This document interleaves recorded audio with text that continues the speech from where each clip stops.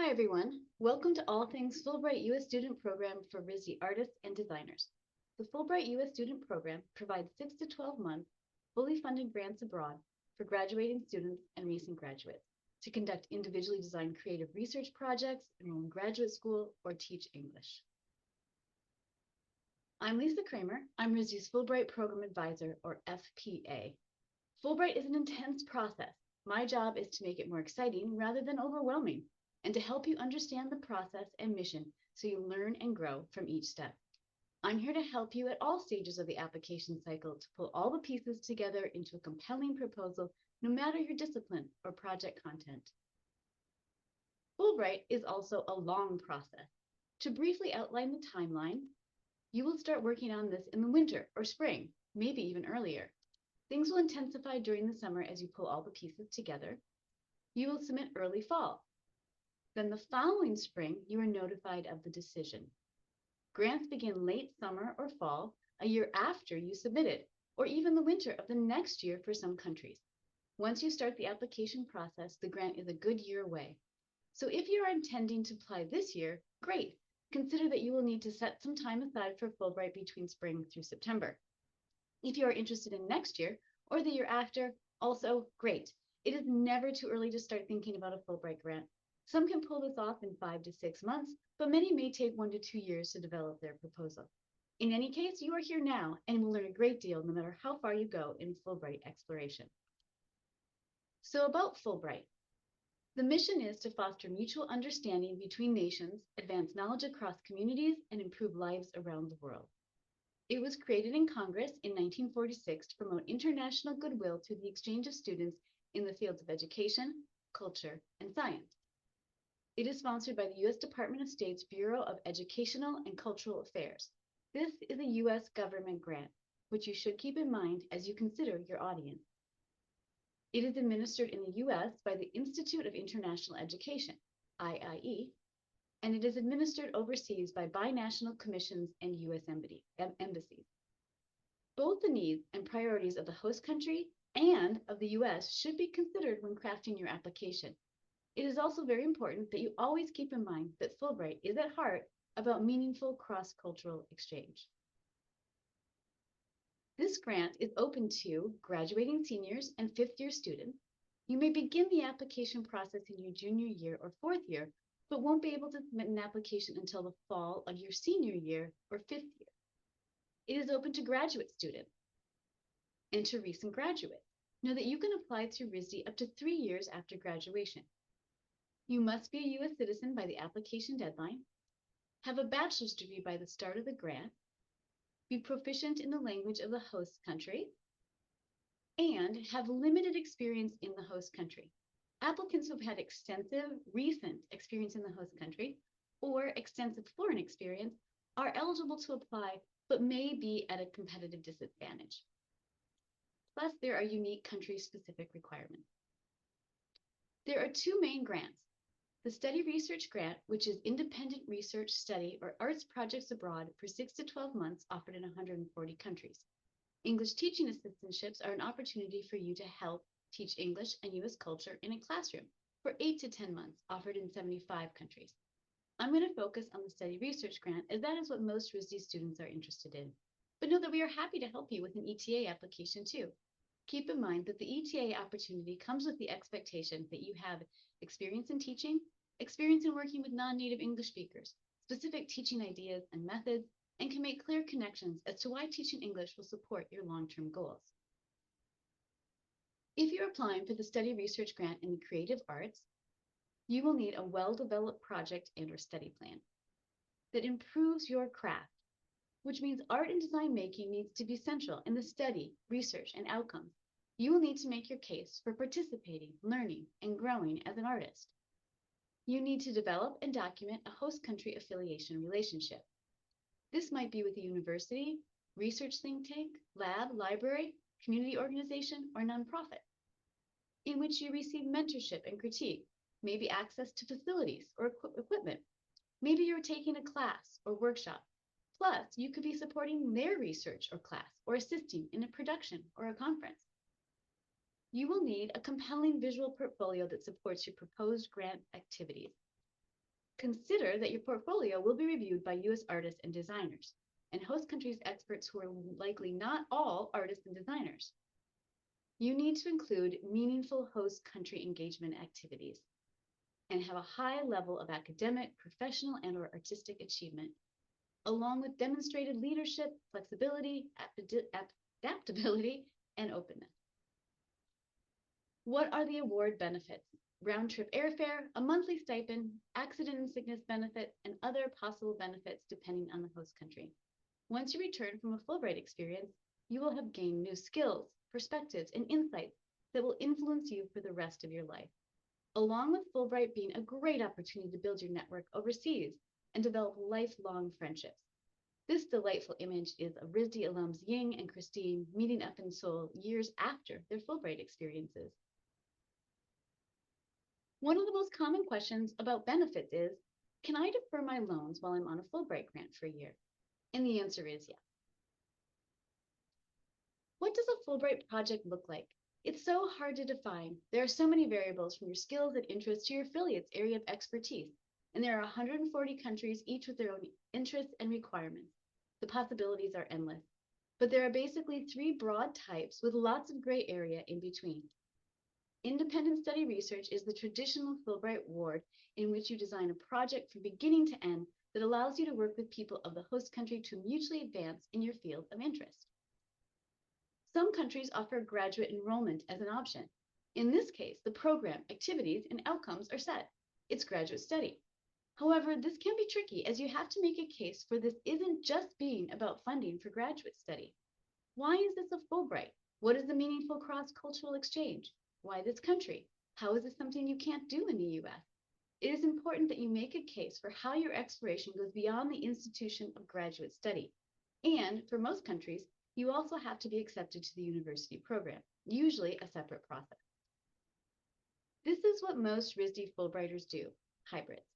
Most have some connection to a university, academy, or institution in which there is some structured learning, perhaps as a guest student, plus some sort of independent mission, a burning question guiding their exploration. Usually, to do this effectively, RISD applicants have secondary affiliations, which get them out in the community, exploring, practicing, and applying their skills and learning. Let's move on to the Fulbright resources. The Fulbright website is extensive. Everything you need is there. But because there is so much to navigate, I'm going to give you a tour and highlight the important pages for you to review. First, be sure you're on the Fulbright U.S. Student Program website, not the Fulbright Scholars website or a host country's Fulbright website. Make sure it says U.S. Student at the top.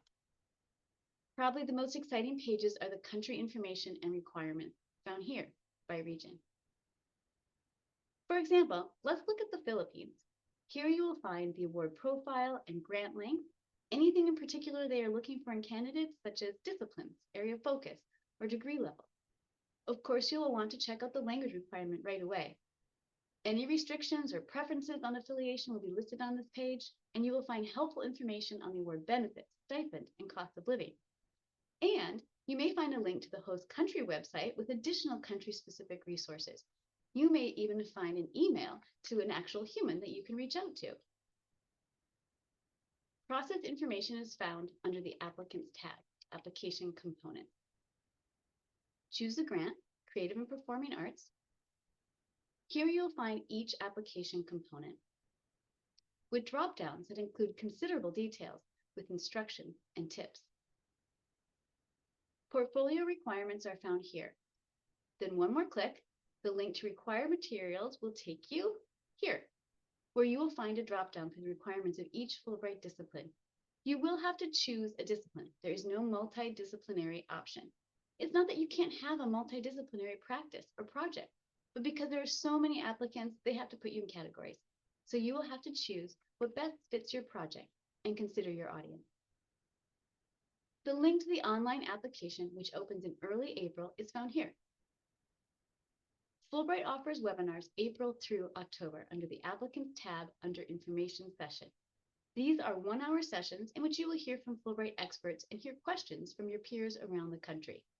It is important that you listen to at least a couple of these. I listen to 8 to 10 every year and learn a little something new each time. It is also important that you hear from Fulbright directly. to confirm what I'm telling you and to provide you with new perspectives. If you see one you are really interested in but miss it, make note. Then go to recorded webinars.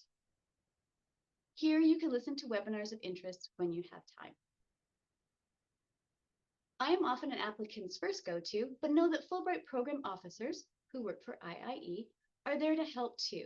Sometimes I don't know the country-specific answer. There are 140 countries, so it will be best for you to email or call the program officer directly. Their contact information can be found by going to Contacts in tiny white font at the bottom of the page. Also, in tiny white font at the bottom, you will find a link to a page of interesting statistics. You will find applications and awards for each country. I did the math here, and in 2025-2026, for the Czech Republic, 20% of the study research applications were awarded, and 7% for New Zealand.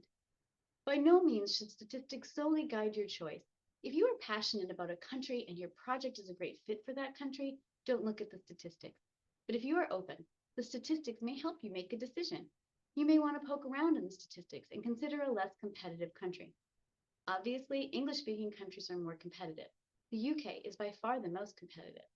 If you speak another language, consider how that might be an advantage. If you don't speak another language, consider a country like Latvia or Norway with no language requirement, or Laos or Malaysia that have more flexible language requirements. Learning some of the language is still important to these countries, but because their language is not commonly taught in the US, they are more flexible. Under the Alumni tab, you will find a grantee directory with Fulbright alumni across the country in all disciplines. There's not a lot of information on each Fulbrighter here, but the directory may give you some project idea leads or help you determine the country's interest, and maybe even lead you to someone to contact. Fulbrighters are often happy to talk to applicants about their experience. I did a search on sculpture and India, which resulted in 13 Fulbrighters, including RISD alum Lindsay Carone, one of RISD's 114 Fulbrighters who have explored their creative project in 45 different countries. When looking for Fulbright artists for inspiration or support, I suggest you start at the RISD Careers website. Scroll down to learn more about Fulbright, and then to the RISD Fulbright Showcase. You will get to a site of RISD Fulbrighters. There are 50+ RISD Fulbrighters on this website. In stories, you can read about their projects, and you can connect with them through their personal websites or see what they're up to on their Instagrams. In the Experience Gallery, you can see some great photos of their lives and the people they worked with while on the Fulbright grant. And in the Artwork Gallery, you can see what they submitted to receive the grant or the results of their project. This website is a great place to go for inspiration and make connections. But for the nitty-gritty, how does this actually happen for RISD students? Go back to the Fulbright section of the RISD Careers website. There are 2 very important documents to guide your process: checklist and deadline, and getting started. First, though, consider, will you be applying through RISD?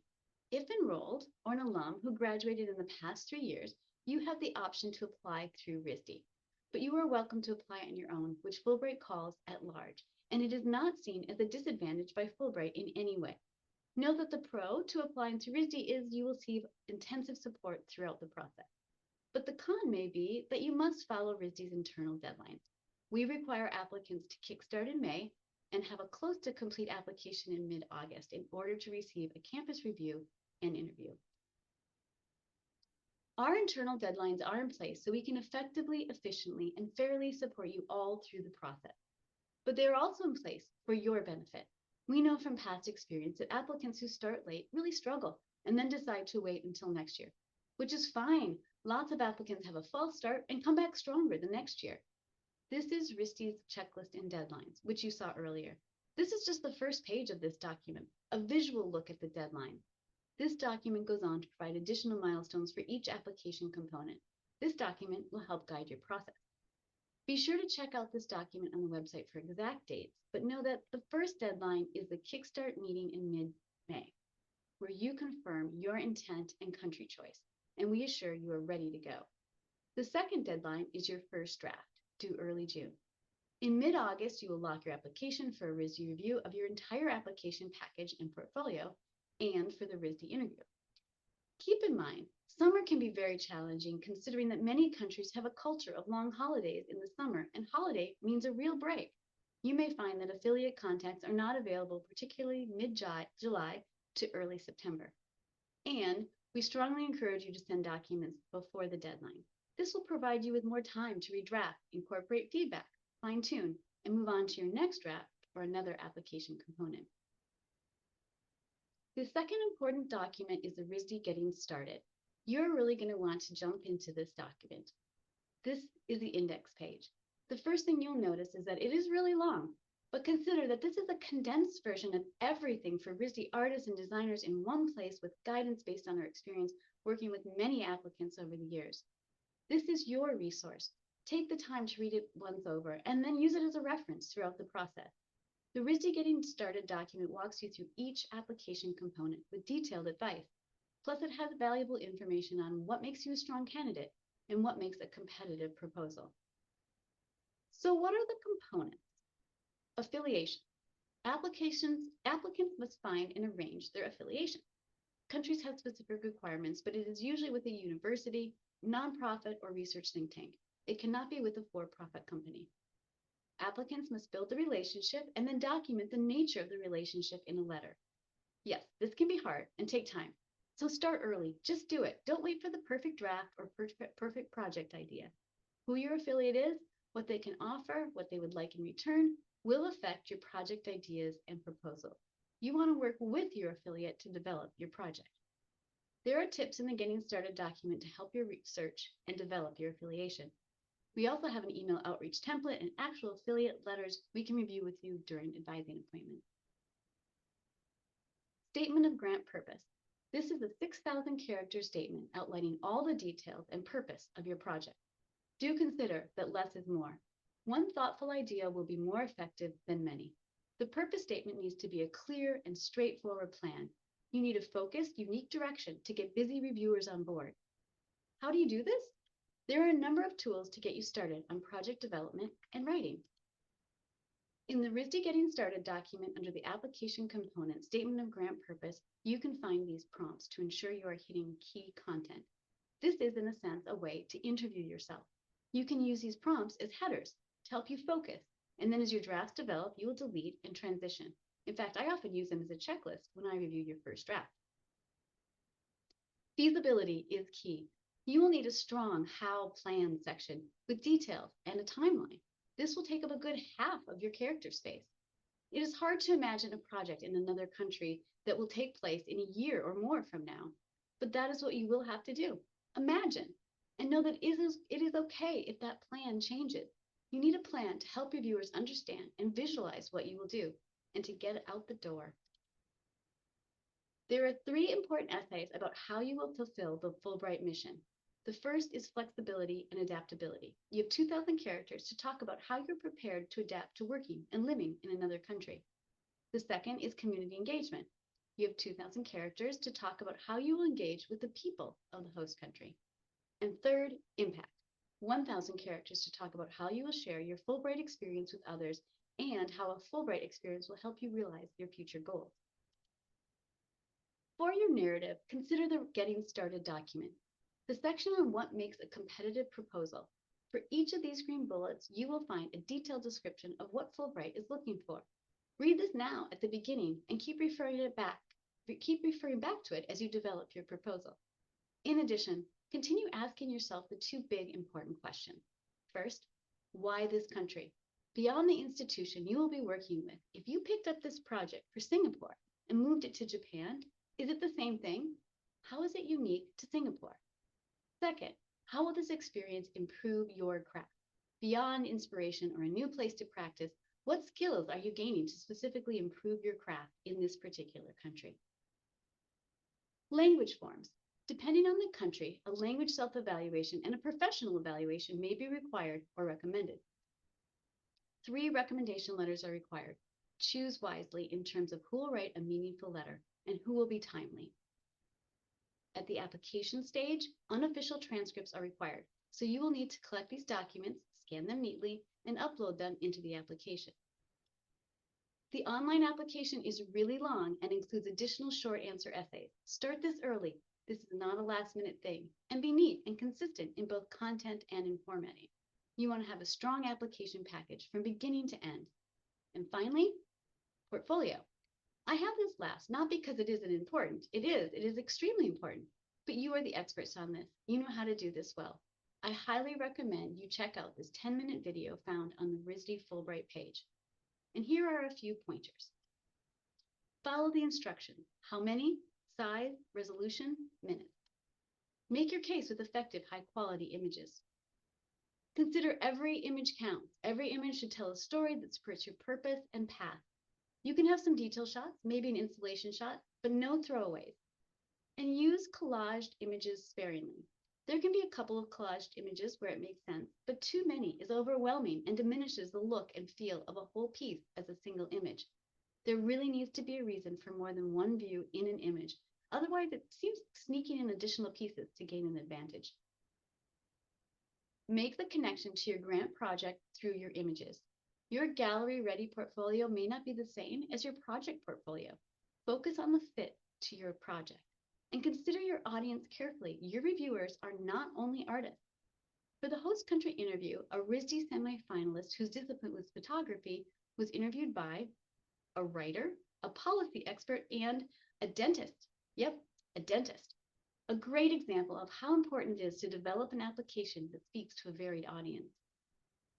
Use the image description space to help make your case. Not only title, size, and material, tell us more. This is your chance to make connections. This is your chance to show your preparedness, yet room for growth. This is your chance to tell your reviewers, especially your non-art reviewers, more about your process and ways of thinking. Take advantage of this space. Curate the order thoughtfully for a cohesive portfolio feel. A curated portfolio shows organized thinking and thoughtfulness. It shows you care more about this opportunity. Be sure to start strong to capture their attention and make them want to see more. Be sure to end strong, as that last image will stay on their mind as they move to other parts of your application. And in a group review, that last image may stay up on the screen as they talk about your application. You want that image to be strong and connected to what you are proposing. A final tip, print each image you are considering on half sheets of paper and tape them to a wall. Stand back and really look at them and then move them around to find that compelling flow. The final weeks can be fairly intense, so I'm going to walk you through the submission steps. If you are applying through RISD, you will lock your application for an end-to-end review of your application package, including your portfolio, and you want a complete application at this point. I then arrange your RISD Fulbright interview. Know that RISD is not a gatekeeper. RISD interviewers do not make decisions. The interview purpose is to help determine if the applicant is prepared to carry out their proposed project and thrive in the host country. After your interview, you will have a last chance for fine-tuning. This stage is up to you. You want to be careful to make select, very minor changes to strengthen. Reworking after months of work doesn't usually work out that well. And then you submit. Art applications are first reviewed by you as experts by discipline, and semifinalist decisions are announced in late January. Semifinalist applications then go to host countries for review. The U.S. government approves final decision. And then finalists are announced anytime between March and June. I've given you a lot of information and resources, but how do you get started? Grant writing is just as much about organization skills as it is project development. Develop organizational tools based on your style to keep track of your research, drafts, and affiliate outreach, and set personal milestones to help you meet the deadline.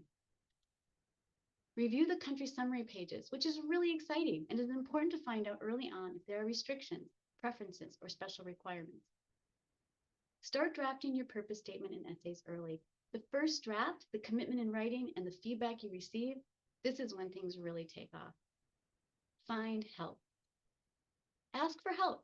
This is a complicated grant. Find people who will support your application process. Meet with me, but not only me. I'm only one voice in this process.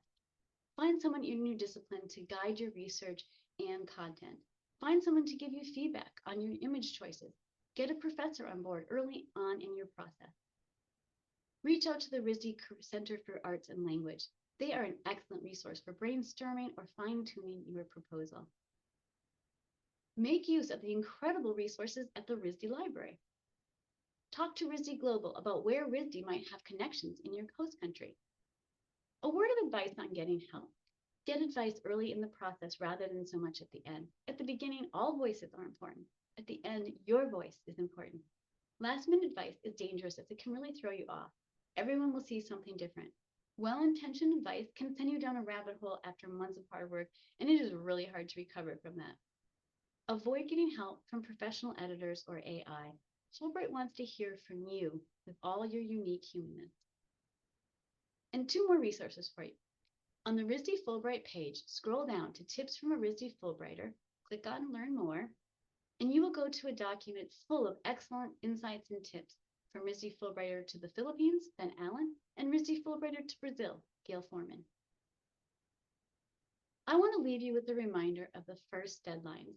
Schedule your Kickstart meeting to take place by mid-May. You can make an appointment with me on the RISD Careers website. At some point, depending on the applicant pool, I'm only open for appointments with those applying this year. But RISD Career Advisors Jason and Scott will continue taking appointments for those interested in a future Fulbright application. First drafts are due early June. This is a draft, and there will be many more, but it should be a serious, thoughtful draft, not an outline, not bullets, and close to the character count limit and proofed for typos and grammar errors. You don't have to have all the answers for the first draft. Start pretending and imagining. The more thoughtful your drafts are, the deeper I can go in my review to provide feedback that will help you take it to the next level. Be sure to check the checklist and deadlines on the RISD Fulbright page for the exact dates.